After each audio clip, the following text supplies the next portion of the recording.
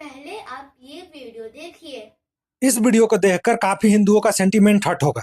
इस अकेले आदमी ने हमारे गंगा नदी का वो कड़वा सच दिखाया जिसको हमारे देश की सरकार छुपा रही है। तो जरा ध्यान से सुनना। इसका नाम है जेरमी वेड।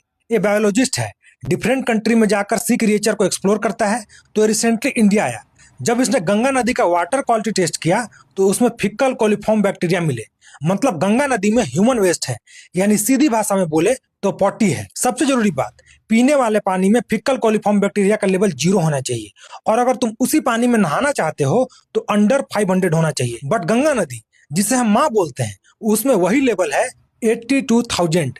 मतलब पीना तो दूर की बात, उसमें सिर्फ नहाने से तुम्हें टाइफाइड और कोलेरा जैसी बीमारी हो सकती है।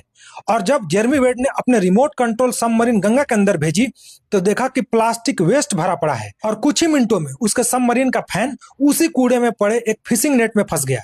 और पता है, सबसे डेंजरस बात यह है कि गंगा में हार्मफुल केमिकल भी है, लाइक क्रोमियम, लेड, आर्सेनिक, जो कानपुर में एनिमल स्किन से लेदर बनाने वाले फैक्ट्री से आता है। उस फैक्ट्री का वेस्ट मटेरियल सीधा गंगा में बहा दिया जाता है। तो हम जिस गंगा को माँ मानते हैं, पवित्र मानते हैं, उसका यह हाल है। लोग सिर्फ दूसरे को देखकर सुनकर अपना पाप धोने गंगा में जाते हैं, बट गंगा साफ है या नहीं है इससे किसी को कोई मतलब नहीं है। आप जानकर शौक हो जाओगे कि 2015 के बाद से लेकर अब तक गंगा को साफ करने के लिए नमामि गंगे प्रोजेक्ट के अंडर 40,000 करोड़ से ज्यादा खर्च हो चुके हैं। उसके बाद ये हाल है। लास्ट में एक बात बोलूंगा, कभी दिल से बैठकर आराम से सोचना।